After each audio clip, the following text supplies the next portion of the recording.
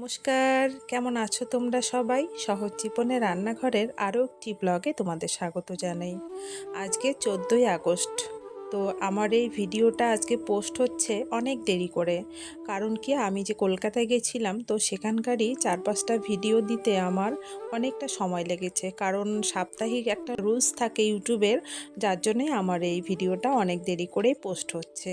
তো দেখো, সকালবেলা আমাদের কিন্তু শাক নেওয়া হয়ে গেছে। একজন কাকু সকালবেলা শাক এনে দেয়, 10 টাকা করে নেয়, খুব ভালো খেতে। আর মাছ এনেছে আজকে আমার বর, আমার পছন্দের মাছ। তো মাছটা তো তোমাদের দেখাবই, তো তার আগে বলি, এই যে গায়ত্রী, আমরা কলকাতা থেকে আসছি বৃহস্পতিবার দিন, গেল বৃহস্পতিবার, আর আজকে হলো বুধবার। ও কিন্তু টানা 1 সপ্তাহ বাড়িতে ছিল না।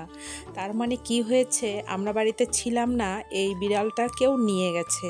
কারণ না নিয়ে গেলে ও এতদিন দেরি করবেই না।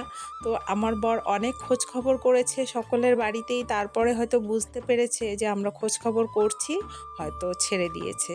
তো বিড়ালটা আসছে। তোমাদের আমি বিড়াল নিয়ে কোনো ব্লগ করি না, এমনিতেই দেখাই। আমাদের বিড়ালগুলো যে এত আদরের, মানে কি বলবো, তোমাদের না দেখলে তোমরা বুঝতেই পারবে না। এই গায়ত্রী আমাকে ছাড়া, আমার বুকে ছাড়া, আমার শরীর ছাড়া ও কিন্তু রাত্রে ঘুমায় না। আর সোনুও সেম, ও কিন্তু থাকে আমার বরের সাথে ঘুমায়। আর মিকু তো থাকে, ও মাঝে মধ্যে থাকে না। তো যাই হোক, মাছ টাছ আমার কাটা হয়ে গেছে। তো রান্না করছি খুব সিম্পলভাবেই, ওই পেঁয়াজটা ভেজে নিয়েছি আর একটা কাঁচা লঙ্কা দিয়েছি। আমি ডলে ডলে খাবো, আমার আবার ঝালটা খুব প্রিয়।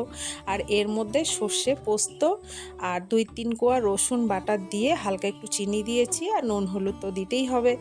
তো কষা কষা মতো করে নামিয়ে নিলাম, পাতুরি যেটাকে বলে। আর এই গুতুম মাছগুলো খেতে সত্যি খুব মিষ্টি, মিষ্টি মাছ খেতে খুব ভালো লাগে। এই এক তরকারি দিয়েই ভাত খাওয়া হয়ে যায়। তো আমার ভীষণ একটা স্বাদের মাছ নিয়ে এসছে আমার বর। আর আজকে যাব আমরা অন্নপ্রাশনে। তো বর কি গিফট এনেছে চলো তোমাদের একটু খুলে দেখাই। একটু ভালো দিলে ভালো হতো। ইচ্ছা ছিল একটু ভালো জিনিস দিব, কিন্তু এই মুহূর্তে প্রচুর টাকা পয়সা খরচা হয়ে গেল। তো যাই হোক, কী করা যাবে। এই যে দেখো,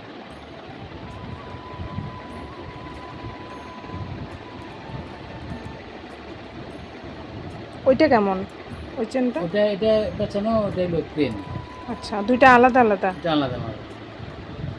ঠিকই আছে, এখন ছোট তো, এখন পড়াইতে পারবে, বড় হলেও পড়তে পারবে। ভালোই হয়েছে, খারাপ হয়নি। ভালো তো শেষ নেই। দেখি ওই চেনটা হলো, কারণ আমাদের বাবুকেও তো সোনার আংটি দিছিল না মামারা। এটা একটু অন্য মডেলের।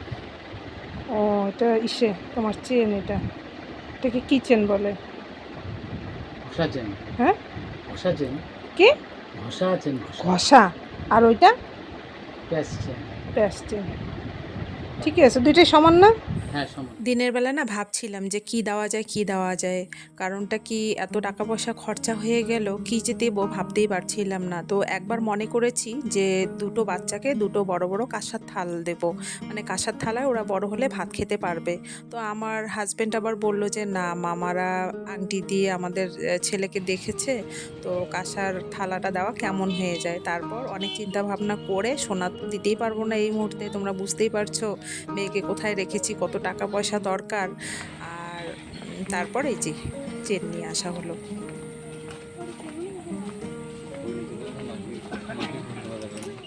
জানো তো বন্ধুরা, মেয়েটার জন্য ভীষণ খারাপ লাগছে, ওর এখানে শরীর খারাপ। আর আমি আসলাম নিমন্ত্রণ খেতে, উপায় নেই, মামা শ্বশুরের বাড়ি যেহেতু আসতেই হবে, তাই বাধ্যতামূলক আসলাম আর কি। আর ভীষণ গরম, বলার কিছু নেই। তোমরা অনেকেই হয়তো বুঝতে পারছো আমি কাদের অন্নপ্রাশনে গেছি। 8 মাস আগে যে বাচ্চা দুটোকে দেখতে গেছিলাম, ওই যমজ বাচ্চা দুটোই কিন্তু ছেলে, পরম ও পরাগ। তো ওদেরই আজকে অন্নপ্রাশন। তো দুজনেই ভীষণ স্মার্ট, একজন তো আঙুল চুষছে আর একজন ক্যামেরার দিকে অনবরত তাকিয়ে আছে। আর বাচ্চা দুটো এত ঠান্ডা, মামির মুখে শুনলাম, দুটো বাচ্চা যে মানুষ করছে কোনো অসুবিধাই হচ্ছে না, দুজনেই ভীষণ ঠান্ডা। তো যাই হোক, একটা খুব সুবিধা হয়েছে, কারণ আমার মামি শাশুড়ির শরীর ভালো না।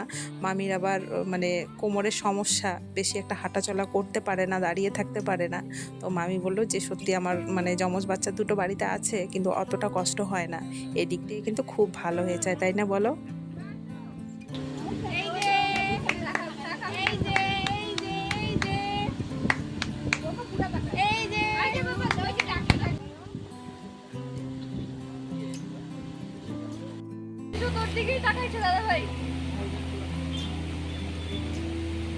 একটা তো শুধু আঙুলই চষে, দেখো। হ্যাঁ পিপা, ও মনে হয় সারাদিনে আঙুল চষে। ও আঙুল চষে, আমার ছেলেও কিন্তু আঙুল চষে।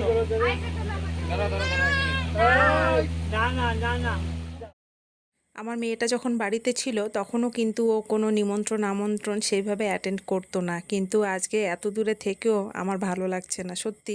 মাছ মাংস দিয়ে খাচ্ছি কিন্তু ভালো লাগছে না মেয়েটার জন্য, বোঝোই তো মেয়ে মানুষ একা থাকে, কি রান্না করে খায় না খায়।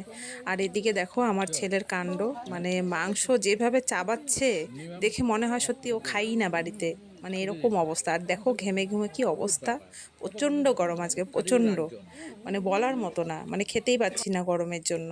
এই প্যান্ডেলটা কিন্তু আমার মামা শ্বশুরের হাতে, মামা ডেকোরেটসের ব্যবসা করে, তো মামার সঙ্গে তাই কথা বলছিলাম। আপনার তো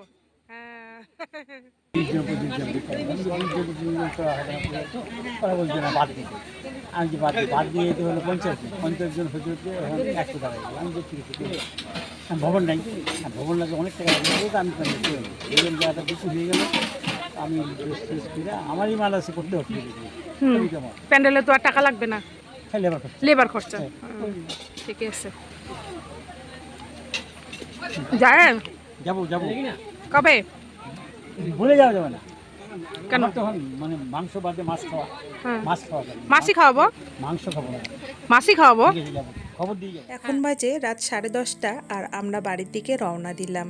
তো বের হয়ে দেখলাম রেলগেট পড়লো, তো বরকে বললাম যে খাওয়া দাওয়া করে আসলাম, তুমি একটু পান নিয়ে আসো তো, কারণ এখন অনুষ্ঠান বাড়িতে না পানটা দেয় না। তো মাছ মাংস খাওয়ার পরে পানটা খেতে কিন্তু ভালোই লাগে, তাই ও গেল দোকানে আর আমরা এখানে বসে আছি। আর আসার সময় আমাদের কুচবিহার যে রাজবাড়ি, সেই রাজবাড়ি কিন্তু 15ই আগস্টের আগের দিন ঠিক পতাকার কালার দিয়েই কিন্তু সাজানো হয়, ভীষণ দেখতে সুন্দর লাগছে অনেক দূর থেকে, তাই ভাবলাম এটাকে কেন মিস করি।